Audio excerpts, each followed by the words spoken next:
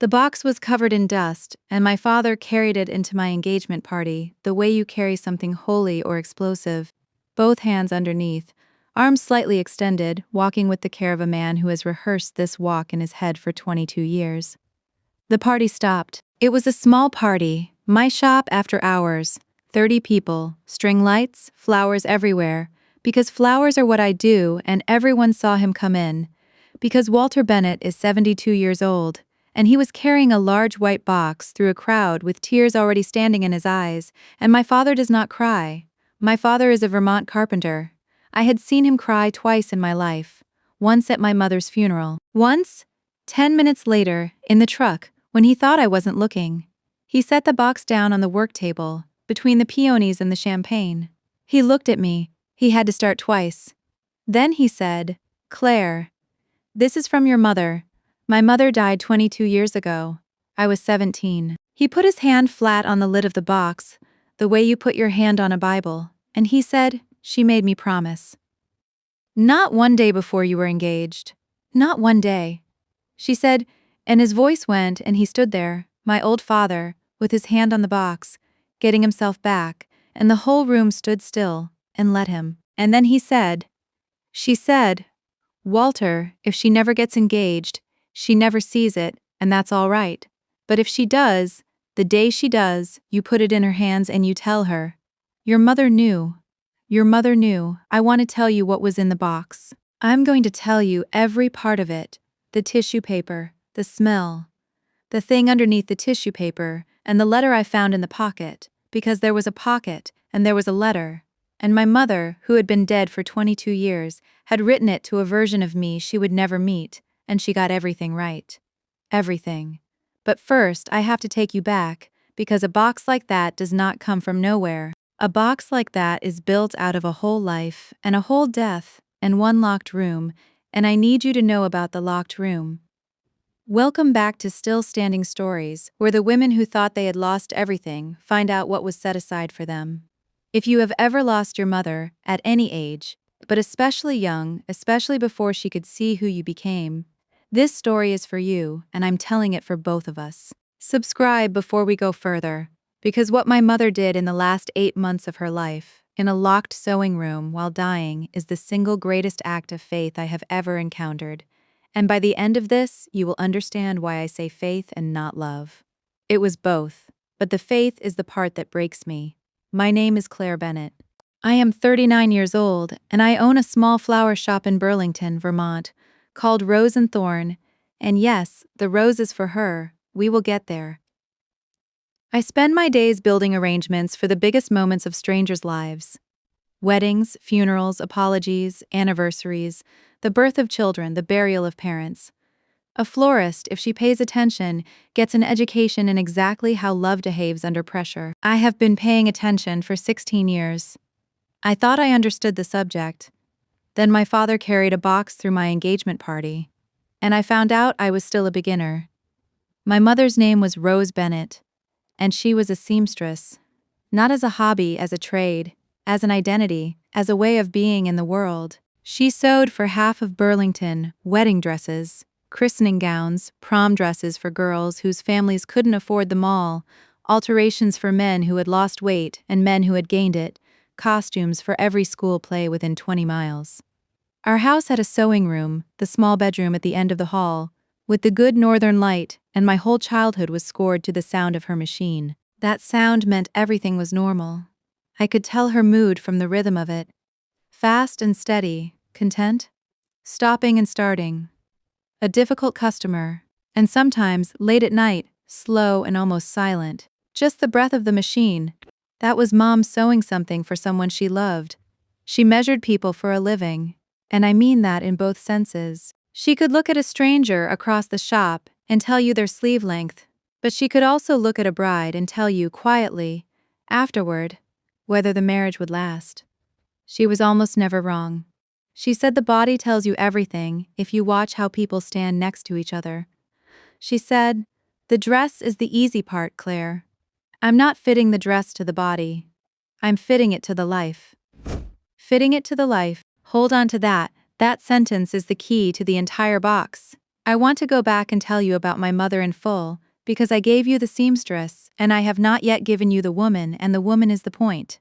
Rose Bennett was born Rose Delgado, the daughter of a mill worker and a mill worker, in a town in Massachusetts where everyone's parents were mill workers until the mills closed. Her mother, my grandmother, the first owner of the thimble, sewed at a piecework shop and then at a kitchen table, and taught Rose the machine at 7 years old, standing behind her, hands over hands, and my mother said you could always tell a seamstress who learned that way. Hands over hands because they sewed like they were being held. My mother sewed like she was being held, her whole life. I understand now that she made sure I would too, in the only garment that mattered, and I cannot think about that for very long in public. She met my father at 23, when he came into the alterations shop where she worked with a suit jacket that had belonged to his father. The elbows gone, the lining shredded, a jacket any reasonable professional would have declared dead. She told me this story 100 times. Always the same way. Every other tailor in town had refused the job as not worth the money, and this large, quiet young man stood at her counter holding the dead jacket and said, "It was my dad's. I don't need it to be good. I need it to be his." And my mother, 23 years old, meeting a stranger, said the sentence that contained their entire marriage. "Those are two different jobs. I can do the second one." She rebuilt the jacket. It took her a month of evenings. He came back weekly, ostensibly to check the progress. On the 4th week, she informed him that when the jacket was done, he would be taking her to dinner in it. He did. He wore that jacket to their wedding, to my christening, and to her funeral, and it hangs in his closet today. And it is dead again now, the elbow's gone again, and he will not let me have it repaired, and he is right. It finished its work. She was funny. This gets lost when I describe the dying, so let me say it while she is alive in the telling. She was quick and dry and slightly dangerous at dinner parties. She kept a mental file of every bride's mother who had ever been rude to her in the shop. And the file had a formal name, Women Whose Hems I Will Still Do Correctly, because I am a professional, unlike some people. She talked to the sewing machine. She threatened it. She called it, "Sir." She sang exactly one song while working, Patsy Cline, Walkin' After Midnight Forever, only that, and could not be induced to learn a second song. On principle, I found the right one. Why would I keep shopping? Which you will notice is also my father's entire philosophy of marriage, and neither of them ever admitted who got it from whom. And she had a practice. I thought everyone's mother did this. I have since learned no one's mother does this, of sewing a small hidden stitch of red thread into everything she made for people she loved. Inside a cuff, under a collar, in a hem. Invisible from outside, she called it the tell. So the garment knows whose side it's on. I grew up with red tells in every coat. My father's work jackets, all of them, have a red stitch inside the left cuff. When Mrs. Alvarez turned the wedding dress inside out at my engagement party. I want you to know what I looked for, before the seams, before anything, and I found it. Bottom of the inside hem, back panel, one small stitch of red in all that ivory. The dress knew whose side it was on. It had known for 22 years. The shop I own is called Rose and Thorn, and people assume the poetry. Rose for beauty, thorn for grief, something like that. The truth is simpler and better. When I was small, misbehaving in her sewing room, tangling bobbins, my mother would point at me and say to whatever client was in the room, "This is the thorn. I grew her myself. Every rose makes one." I was the thorn from age 4. It was our whole joke, decades of it. When I opened the shop at 27, 5 years after we lost her, I stood on a ladder and watched the sign go up, Rose and Thorn, and my father stood on the sidewalk below with his arms crossed. And when the installers left, he looked up at it for a long time and said she'd act annoyed. She'd be insufferable about it for a year. Which is in Bennett the highest possible review. She found the lump when I was 16. I will not take you through every stage of that year and a half, because if you have lived a version of it, you do not need mine, and if you have not, mine will not teach you.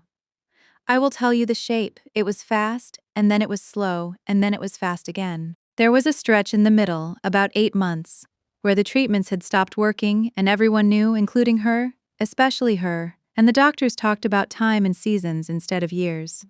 And it was during those 8 months that the sewing room door started being locked. I noticed because the door had never been locked. That room was open my whole life. I did my homework on the floor of it. Fell asleep under the work table as a little girl in the fabric scraps. Learned to sew my own buttons at that machine. And now, some afternoons, the door was shut and the little brass key was turned and I could hear the machine inside. Slow, almost silent. The mood I knew, sewing for someone she loved.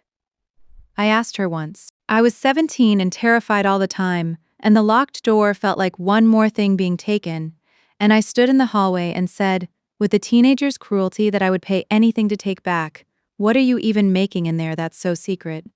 You're supposed to be resting." She opened the door a crack. She was thin by then, wearing Dad's flannel because her own clothes had stopped fitting, and she refused to alter them. The one job she refused, and she looked at me for a long moment, and she was not angry, and that was worse. She said, "I'm finishing an order." I said, "For who?" She said, "A bride I haven't met." I thought it was a customer. I thought, God forgive me.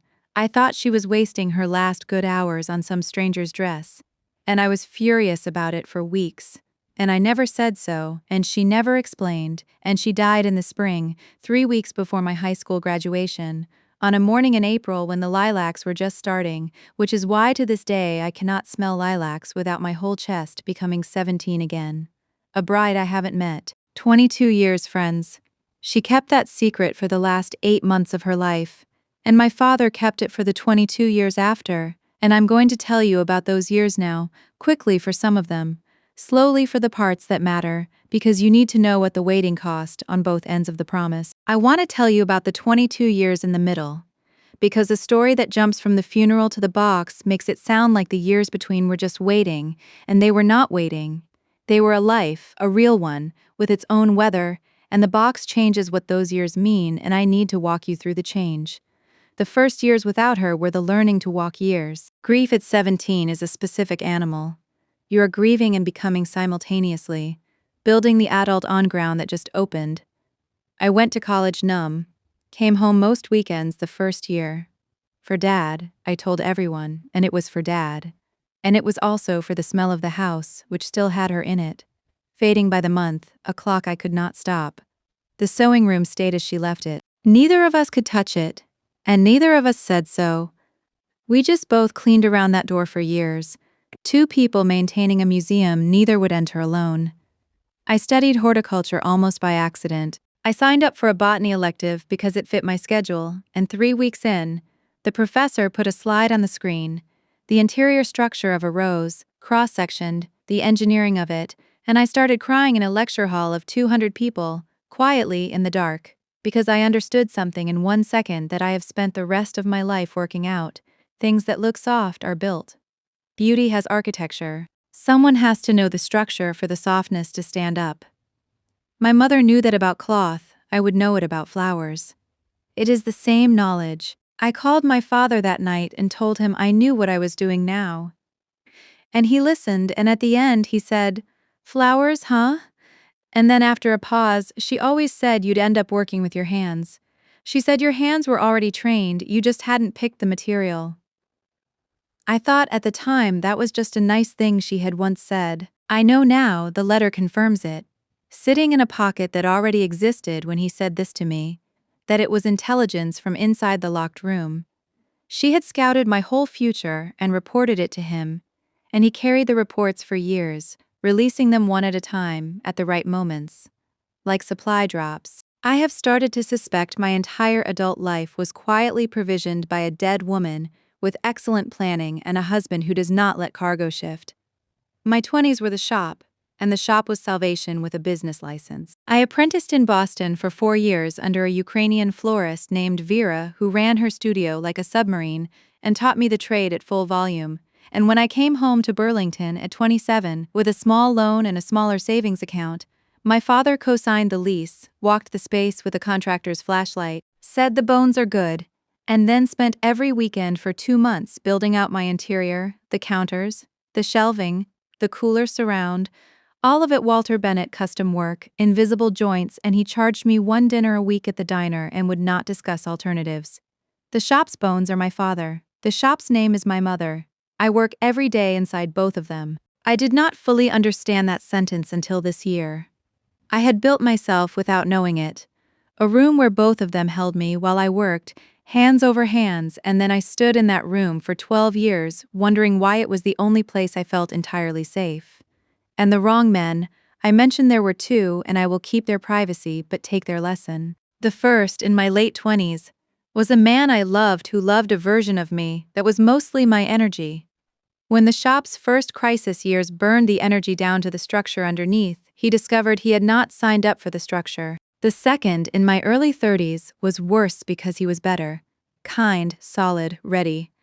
And I could not make myself say yes to the future he was clearly patiently offering. And I could not say why, and it ended with him saying not cruelly, "You live like you're waiting for something, Claire. I hope it shows up." I carried that sentence for years as an accusation. You live like you're waiting for something. I thought it named a flaw, some failure to be present, some door I kept locked. Friends, 22 years. There was a box on a shelf with my name on it. There was a letter writing in a pocket over the heart of a dress built for every woman I might become. I do not believe in fate as a system, but I will tell you what I believe now, holding what I hold.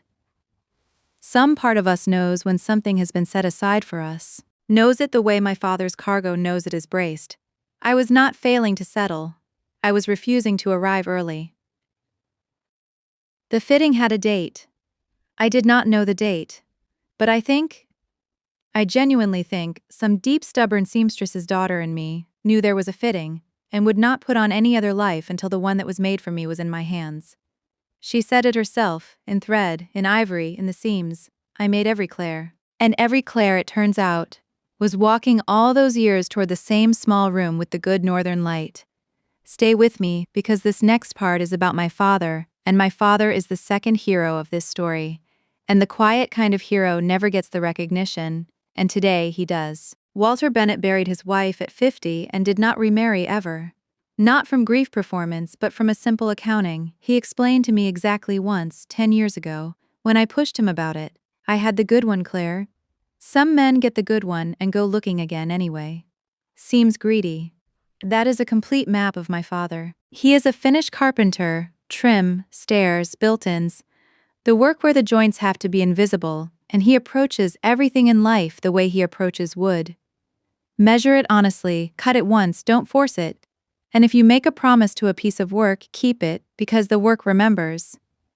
He raised the rest of my teenage years alone. He learned to cook 3 things adequately, and we ate those 3 things in rotation for a year, and neither of us mentioned it. He came to graduation alone in his one good jacket and clapped with his hands above his head, which mortified me and which I would now pay money to see again. He drove me to college in New Hampshire with the truck packed like a puzzle, every box braced, nothing shifting, because Walter Bennett does not let cargo shift, and he shook my roommate's father's hand and he hugged me in the parking lot for a very long time, and then he drove home alone to a house with a locked sewing room, and I learned all of this only now, this year. That night he moved a white box from the sewing room closet to his bedroom closet, top shelf left side where it stayed for 2 decades. He said he moved it because he checked on it, over the years. More often than he wanted to admit, and he wanted the checking to be private. He checked on the box, for 22 years. He told me, at the engagement party, later that night when it was just us and the champagne was gone and we were sitting in my shop surrounded by flowers with the box open between us. He told me that every year, on her birthday, he took it down and opened the lid, just to check for moths, for damp, for time. Mostly it was fine, he said. It was always fine, she wrapped it right. She knew how to keep a thing. He paused, and then he told me the part I will carry forever. But I'll be honest, kid. Some years I opened it just to be in the room with her a minute. That was the only place she still was. In that box with her stitches. Everything else in the house got normal after a while. The box never got normal. 22 years of that man guarding that box, through my 20s, my 30s. And here's the part that makes it unbearable and magnificent. He watched me almost never get there. He watched the years where I was so buried in the shop that I forgot to have a life. He watched the wrong men. There were two serious wrong ones, and he was polite to both, and after the second one ended, he said only, "You're all right?" And I said, "I'm all right." And he nodded and never mentioned it again. He watched me turn 35, 36, 37, and he watched me start to say the thing women are pushed into saying, the little laughing surrender at family parties. I think that ship has sailed for me, and he never once flinched, never once dropped a hint, never once said anything in the neighborhood of the secret. Because the promise was, not one day before. She had been that specific, and Walter Bennett does not let cargo shift. I asked him that night in the shop, what if I'd never gotten engaged? It would have just sat there forever? He looked at the box for a while, then he said, she thought about that. You know your mother, she thought about everything. She said if that's how it went, then when I got near my own end, I was to give it to you anyway, with the letter, and you'd understand it wasn't about a wedding. He rubbed his thumb along the edge of the lid. She said, the dress is the easy part. Walter, fitting it to the life. Now, let me tell you about Daniel, quickly, because you need him for the ending, and because he deserves better than quickly. But the box is waiting, and I know you can feel it waiting. I met Daniel 3 years ago in my shop in November, and he was buying flowers for his wife's grave. I want you to hear that plainly. The way I lived it. The best thing that ever walked into my life walked in grieving, holding a note with a plot number on it, asking me what flowers say I'm still here. Those were his words. He wanted flowers that said I'm still here, and I built him an arrangement of white ranunculus and winter greens, and I did not charge him for the ribbon, and he came back the next month, and the next. For a year he was just a customer, the sad kind, the fourth Tuesday kind, and somewhere in the second year the Tuesdays got less sad, and he started staying to talk, and one day I realized he was standing next to me the way my mother used to watch for. I caught our reflection in the cooler glass, the two of us, and I heard her voice like she was in the room. The body tells you everything if you watch how people stand next to each other. He proposed after 2 more years in the shop, after closing on his knees between the buckets of eucalyptus, with a ring that had been his grandmother's, and he said, Daniel is a middle school science teacher. He says precise things. He said, I know we both come with cargo. I've done the math anyway. Marry me. We both come with cargo. I've done the math anyway. I said yes before he finished the sentence. I want to give you Daniel properly now, because the box is his story too, and because the way he handled all of this is the reason I know my mother would have measured him across a room and nodded once and gone back to her machine, which was her highest verdict. Daniel Reyes teaches 8th grade science in Burlington. He is 43. His wife, Anna, died 5 years before I met him. An aneurysm, no warning, 36 years old, on an ordinary Sunday, and he was the one who found her. And I know the weight of what he carried into my shop that first November because he eventually trusted me with all of it. The way you hand someone something breakable, slowly, watching their hands. I want to tell you about the 4th Tuesday of the second year, because it is the day everything actually changed, long before the proposal. He came in for the grave flowers, white ranunculus, always. By then I started prepping them when I saw his car, and while I wrapped the stems he was quiet in a different key than usual, and then he said, Can I ask you a professional question? I said, of course. He said, What do you make for someone who's ready to say, not goodbye? Anna and I said goodbye. I've had 5 years of goodbye. What do you make for? And he stood there, a science teacher, precise, refusing to reach for a sentimental word that wasn't accurate, and finally he said, For thank you, and I'm going to keep living now. Is there an arrangement for that? I put down the ribbon. I said there isn't a standard one, we'd have to build it. He said, Will you help me build it?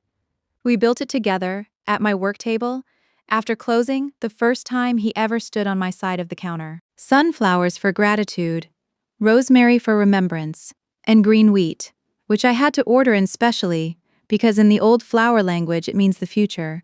And when I told him that he went quiet, and then said, then it should be mostly wheat, and we made it mostly wheat. He took it to her grave the next morning, And then he came back to the shop in the afternoon, without a reason for the first time in 2 years, and asked if I drank coffee, and I said I was a florist. I ran on coffee and cold water, and he said I meant with me, and that was the beginning, announced, like everything with Daniel, precisely. When the box was opened at our engagement party, when the room was crying, when Mrs. Alvarez was holding the bodice to the light, I lost track of Daniel for a moment, and when I found him, he was standing next to my father. Not talking, just standing next to him, shoulder almost touching, two widowers of a kind, one old and one young, both looking at the dress a dead woman built on faith. And I watched Daniel lean over and say something quietly to my father, and my father nodded and looked at the floor, and it was 2 years before either of them would tell me what was said. Daniel finally did, on our first anniversary. He had said, "I know what it costs to keep a promise to them after they're gone. Yours was heavier. Well carried, well carried." To my father, the man measures people like my mother measured people. They are the same instrument calibrated by different trades. And they knew each other on sight, and I get to keep both of them. One more thing about Daniel, and it is the thing I most want the widows and widowers listening to hear. Early on, before the engagement, I asked him the frightened question, the one you ask when you're falling in love with someone who has already had a great love. Whether I was competing with Anna, whether there was a version of this where I was the second choice, the consolation, the after. He did not flinch and he did not rush, because science teacher, and he thought. And then he said the thing I would put on billboards if I could. You're asking if the heart is a room with one chair. It isn't. Grief taught me the actual architecture. The heart is more like your shop. When a new arrangement comes in, you don't throw out the cooler. You build another shelf. Anna has a shelf. It's hers. It stays. I visit it. And then there's the rest of the shop. Claire and the rest of the shop is open, and the light is on, and you're standing in it. The heart is not a room with one chair. My mother built a dress for every Claire. Daniel built a shelf and kept the shop open. My father carried a box for 22 years and misses the weight. These are the people in my life. This is the school of love I turned out to have been enrolled in all along, and the tuition was grief. Everyone's grief, all of it, and I would not trade the education, and I would give anything for one refund, 1 hour, one fitting with her hands over my hands. Both, always both. And 2 weeks later at the engagement party, my father walked in with the box.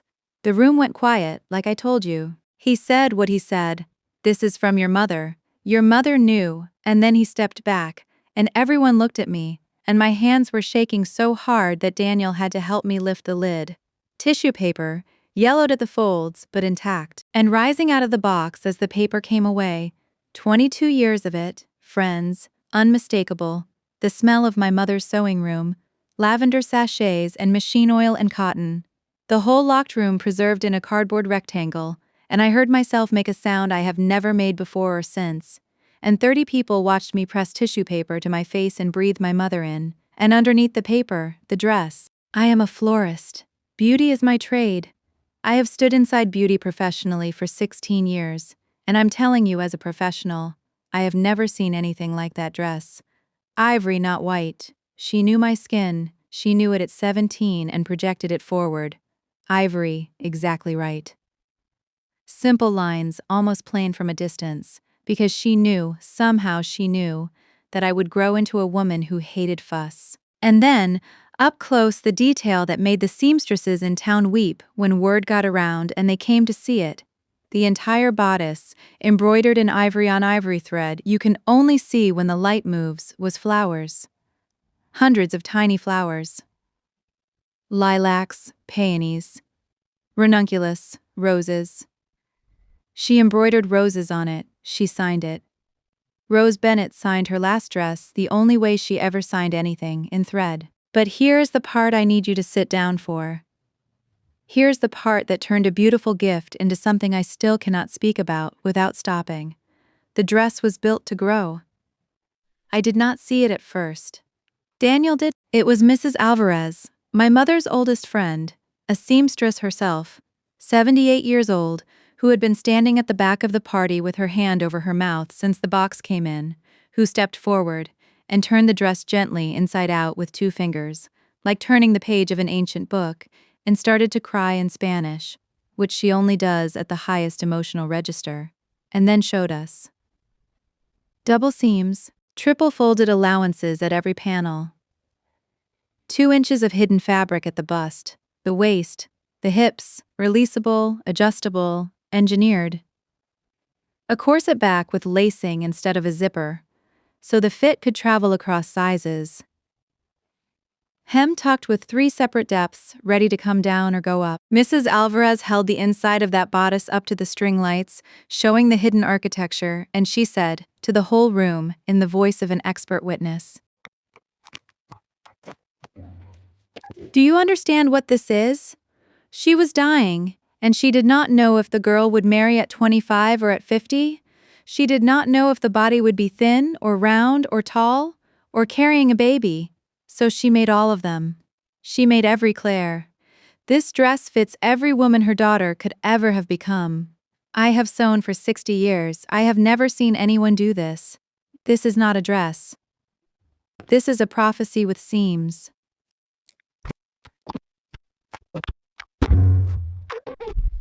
She made every Claire. My mother, with 8 months to live, sat in a locked room and solved the only problem that could have defeated the gift, the problem that she would not be there to fit it, by fitting it to every future at once.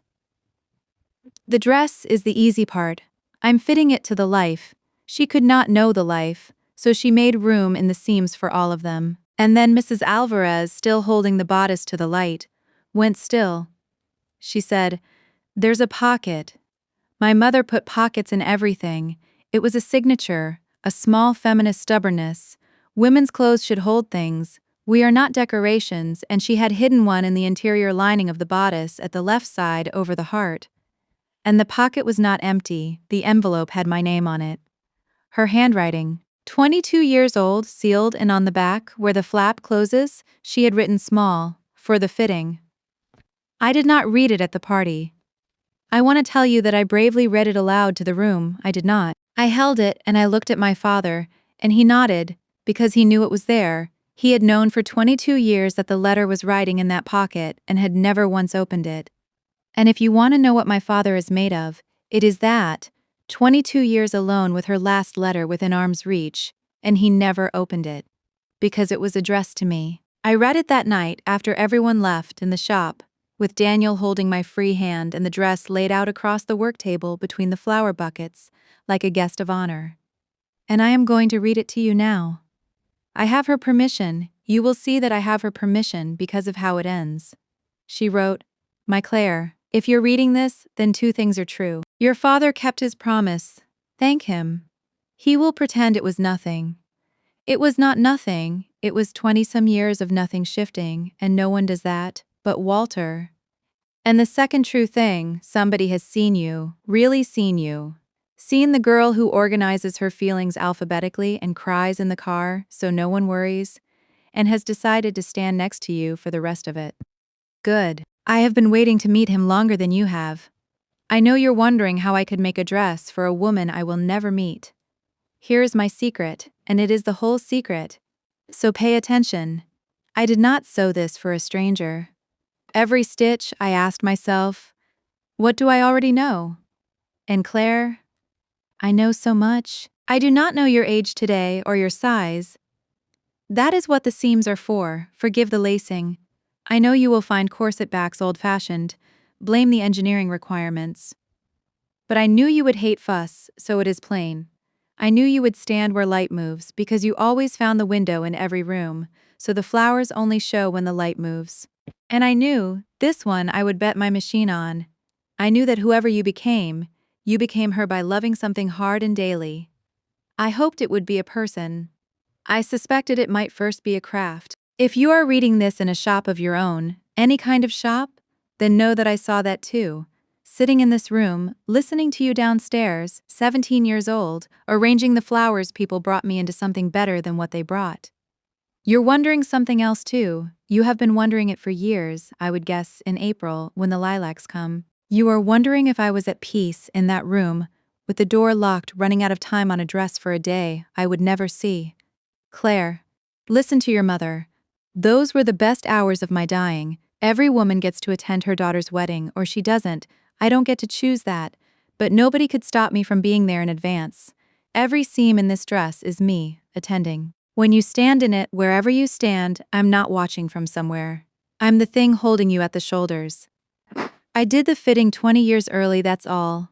Mothers have done stranger things to get to a wedding. Last page now, because the good ones bear repeating, and then you have to stop. Marry him in the morning if you can. You are always finest in morning light. Carry lilacs even though they will make you cry. Crying at your own wedding in your mother's dress is not a tragedy. It is a completed circle. Tell your father he is allowed to dance. And when a daughter of yours, or a girl you love like one, do not argue with me about timelines, I am dead. I can say what I like when she stands in front of you someday at the start of her own life. You will finally understand what these 8 months were. They were not sad.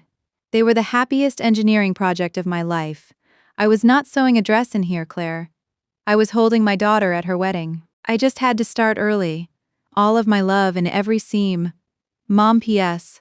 There is a thimble on a chain somewhere in your jewelry box, unless you have been wearing it, and I think you have been wearing it.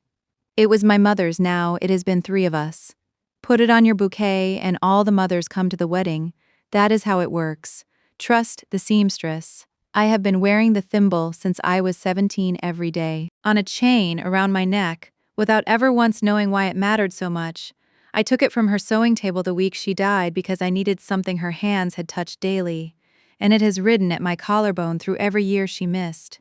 She knew. She wrote, I think you have been wearing it 22 years before I read the sentence, about a habit I had not started yet. Trust the seamstress. There is a part of the story I skipped, and I skipped it because it is the hardest part for me to tell. And I'm going to tell it now because the people who need this story most are the ones living inside their own version of it. It is about what happened between me and my father in the weeks after the box. You would think, I would have thought, that the box brought us instantly closer. The truth is more human than that. For about 2 weeks after the engagement party, I was angry at my father, and I could not tell anyone, because how do you say it out loud? He carried her last gift for 22 years, flawlessly, and my response included fury. But it did. And if you have ever received a great posthumous kindness, you may recognize the shape of it. The box was proof of how much planning had happened around my grief without me. 22 years of Aprils when I ached for one more word from her and a letter existed.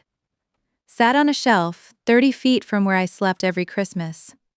22 years of me saying to my father on the hard anniversaries, I just wish I knew what she'd think of me now, and he knew. He had intelligence from the locked room, updates, prophecies, and he held the line and gave me nothing but she'd be proud. The standard issue sentence every grieving daughter gets from every father when in his closet there was proof. I finally said it to him. I drove out to the house on a Sunday, 3 weeks after the party, and I found him in the garage with the truck hood up.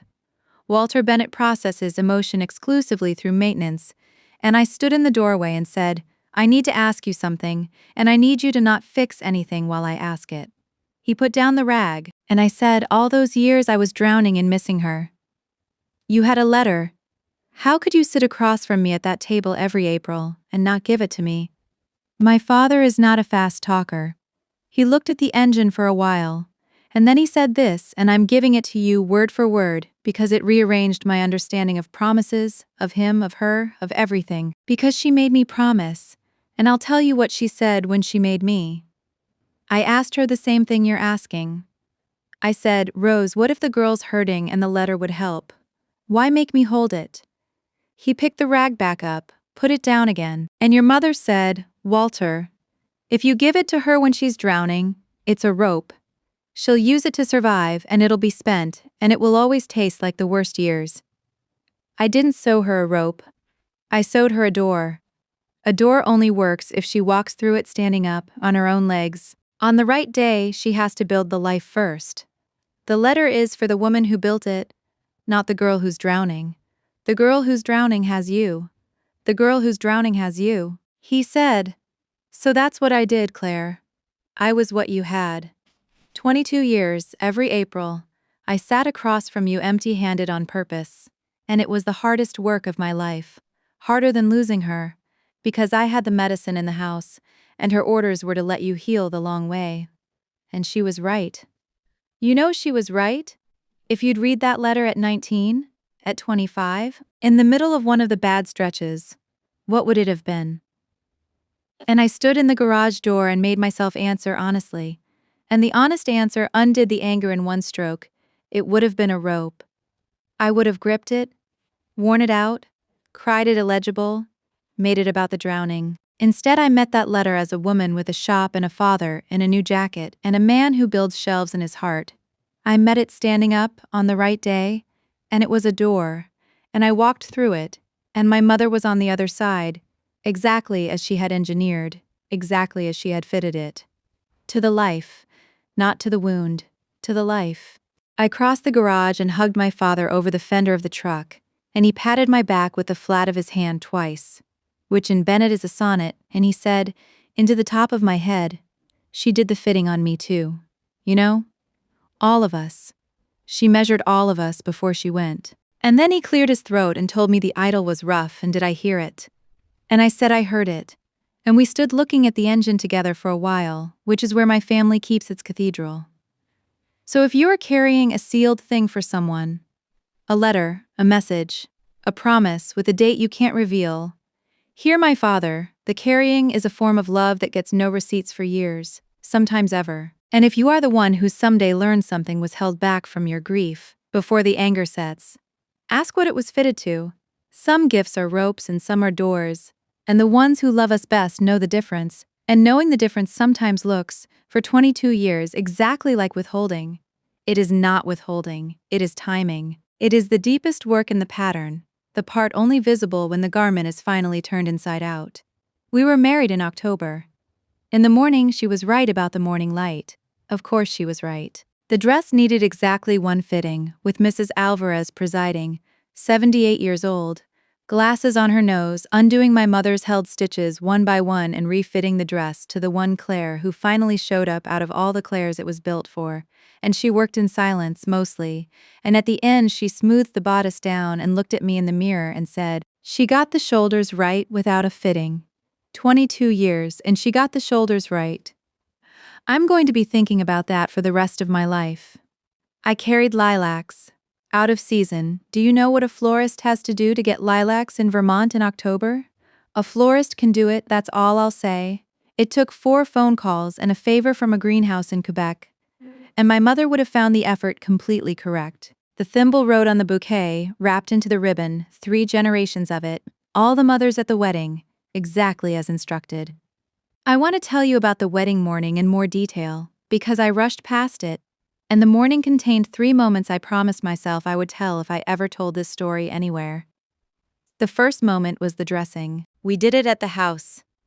My childhood house, my father's house, in the sewing room, because where else? Mrs. Alvarez insisted on being the one to lace the corset back, and she shooed everyone else out, and for 10 minutes it was just the 2 of us in my mother's room, morning light through the northern window, and Mrs. Alvarez worked the lacing from the bottom up, slowly, and neither of us spoke. And about halfway up I realized her lips were moving. She was talking to my mother. In Spanish, under her breath, conversationally, a running commentary, decades of friendship in the tone of it, and I caught only pieces. Look at her. Yes, the shoulders, I told you about the shoulders. No, she cries like you, silently, it's terrible, neither of you ever learned to cry properly. And when the lacing was done she turned me to the mirror, and stood behind me at my shoulder, exactly where a mother stands, and she said in English now, wet-eyed and fierce, I am not her. Nobody is her, but every woman she ever loved is standing behind you today. And I was sent up first because I have the steadiest hands. That is what the women of my mother's generation are like. They deputize each other across death. There is an infrastructure of them, and it activates at weddings and funerals, hands over hands all the way down the years. The second moment was my father at the bottom of the stairs. He was waiting in the new jacket, and when I came down in her stitches, in her ivory, I watched my father meet his wife's last work, finished, inhabited, 22 years after he first strapped it into the truck of his life. And Walter Bennett, who does not cry, did not cry. He did something I have no word for. He stood very still and he looked at the dress the way he looks at a perfect joint. The long assessing look, the craftsman's look, and then he nodded. Once, slowly, the way you nod to a colleague whose work has exceeded even your estimate of them. He was reviewing her, one craftsman signing off on another's masterpiece, and then he offered me his arm and said, the only sentence he said all morning, "Let's not keep your mother waiting." Because as far as my father was concerned, and he is right, she was already at the venue. She had been at the venue for 22 years. The third moment I did not see. Daniel told me after. At the front, waiting, watching me come down the aisle, lilacs in October, thimble in the ribbon, morning light doing exactly what she predicted. Daniel says that what undid him was not the dress, which he says was the second most beautiful thing he'd ever seen, and he will not be taking questions on the ranking. What undid him was that, as I walked, the embroidery kept catching the light, the ivory on ivory flowers, invisible until the light moves, flickering in and out with every step. And Daniel, science teacher, said it looked exactly like what it was, someone signaling from a long way off. Steadily, all the way down the aisle, he stood at the front of that room and watched a dead woman's light signal travel toward him at 2 miles an hour. And he says he thought, "I see you. Message received. I'll take it from here. I'll take it from here."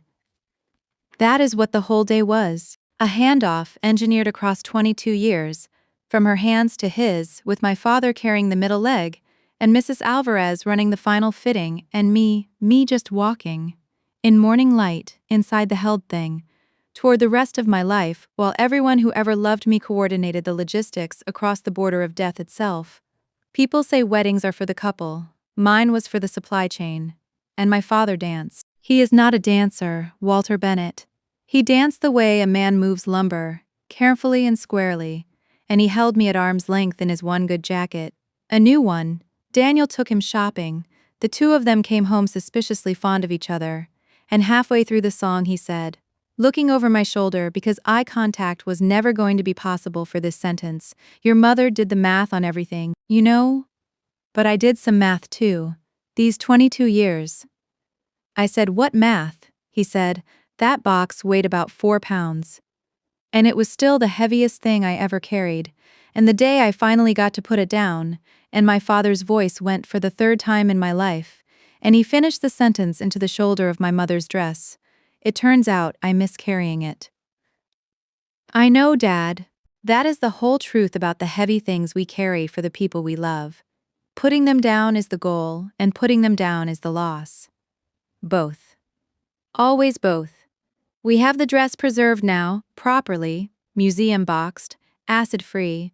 Mrs. Alvarez supervised and made the archivist nervous. It lives in our house, in the closet of the small back bedroom with the good northern light, which is not a coincidence.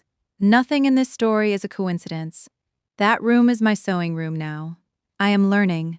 I am terrible. Mrs. Alvarez comes on Sundays and despairs of my tension settings and tells me stories about my mother. A new one every week, like she is paying out an inheritance in installments. And she is. That is exactly what she is doing. She is 78 and she is fitting the stories to the life remaining. Because that is what seamstresses do. And in the top drawer of the sewing table there is a length of ivory thread from the actual spools my mother left, and a note in my handwriting that I will not explain to anyone until the day comes, and the note says, "For the next fitting, because Daniel and I are trying. I am 39 and we know the odds, and we have done the math anyway. That is the family policy now. On both sides, do the math, then love anyway. And if there is ever a girl in this house, or a boy, my mother would adjust the seams. She made room for every future. Then someday there will be another locked door, and another slow machine late at night, sewing for someone I love who has not arrived yet. Because that is the true inheritance, not the dress, the direction of it. My mother taught me from inside a locked room, from inside a grave, from inside a pocket sewn over the heart, that love does not actually require your presence. It requires your preparation. Anyone can love the person in front of them. She loved a person 22 years away, sight unseen, in every possible version, and she got the shoulders right. Being there is not the only way to be there. You can be there in advance. You can attend in the seams. There is one more thing that happened, months after the wedding, and it is the reason I finally decided to tell this story publicly, because it proved to me that the box was never only about me. Word about the dress traveled, the way things travel in a small city.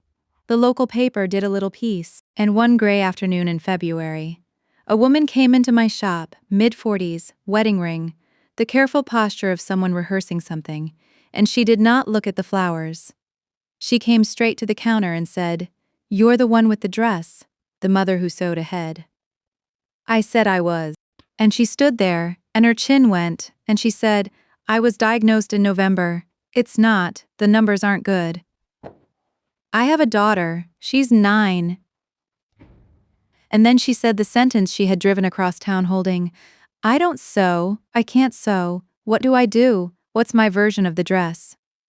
Friends, I closed the shop, flipped the sign, locked the door, made tea in the back, and the stranger, and I sat among the flower buckets for 2 hours while the gray afternoon went dark outside, and we built her list. Because that is the actual lesson of my mother's box, the one I had been slowly understanding all year, and saying it out loud to a dying woman made it finally, fully clear, the dress was never the point. The materials do not matter. The point is the method, and the method is this. You ask yourself, what do I already know about the person they will become? And then you make the knowing physical, and you fit it with room to grow, and you appoint a carrier with instructions about timing. She knew things, of course she knew things. She knew her 9-year-old was funny, really funny, timing funny, so, letters, for birthdays, but not sappy ones, funny ones, because a girl who grows up funny needs proof the funny came from somewhere. She knew the girl loved being read to, so, recordings, her voice, the favorite books, so the voice survives the way voices must. She knew. This one made us both cry into the tea. She knew her daughter would someday be up at 3 a.m. with her own newborn. Terrified, and so we added a letter marked for that specific night.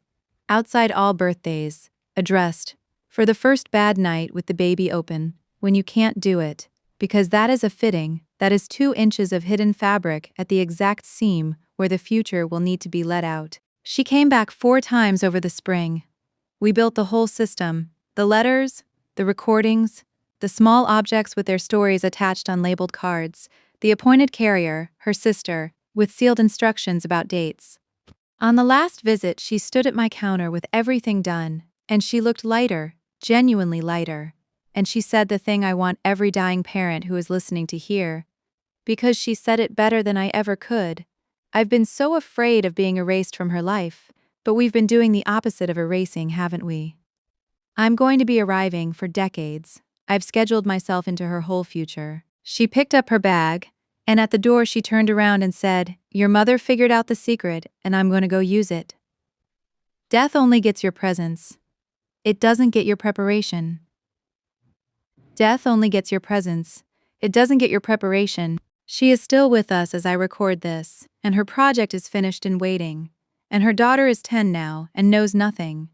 And somewhere in a closet in this city there is another box, packed right, braced, nothing shifting, and a carrier appointed, and dates written down, and a mother who will be arriving, on schedule. For the next 40 years.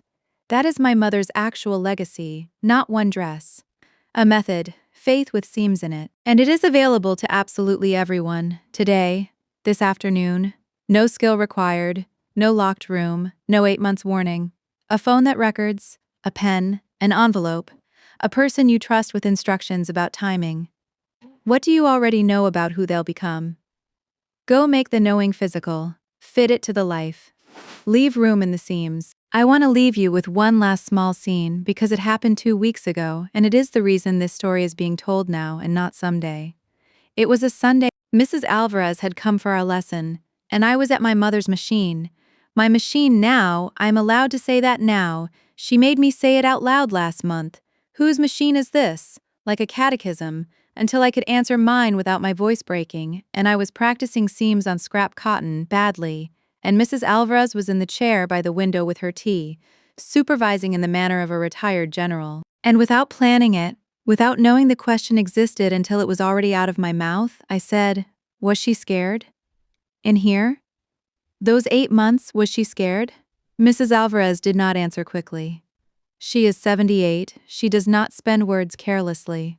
She looked out the northern window for a while. Then she said, I was here some of those afternoons. She let me in sometimes, to help with the beading, those flowers on the bodice. You don't do those alone with sick hands? Some of those flowers are mine. I never told you that. Now I have. She took a sip of her tea. So I will tell you what I saw.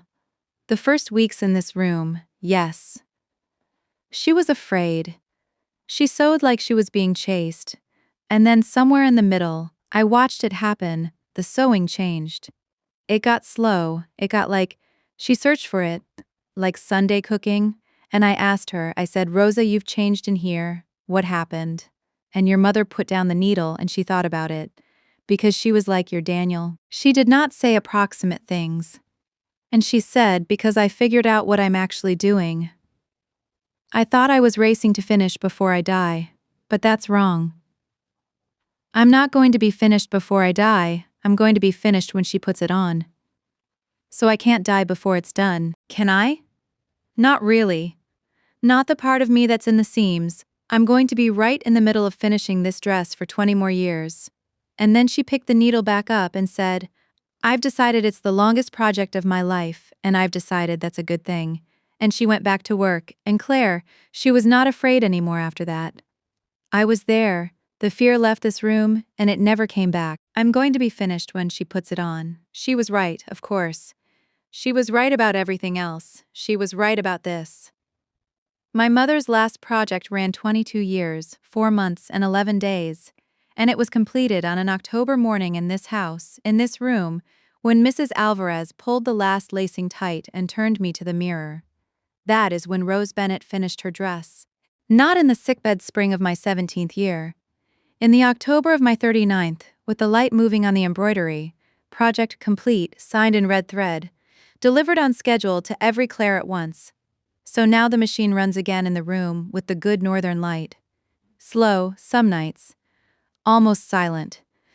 The mood I know, sewing for someone I love, and if you stood in the hallway of my house some evening, you might hear a woman at a machine alone talking a little, to the machine, which I have started calling Sir. It happened by itself. I couldn't stop it, and to the needle, and to the northern window, and to a seamstress who is not gone. Because her longest projects are still running, and I am one of them. The thimble is on my collarbone. The scrap seams are getting straighter. Mrs. Alvarez says another year, and I can be trusted with real fabric. There's ivory thread in the drawer. We'll see what I already know. If you have lost your mother, hear this. And I'm saying it to you with the letter in my hand.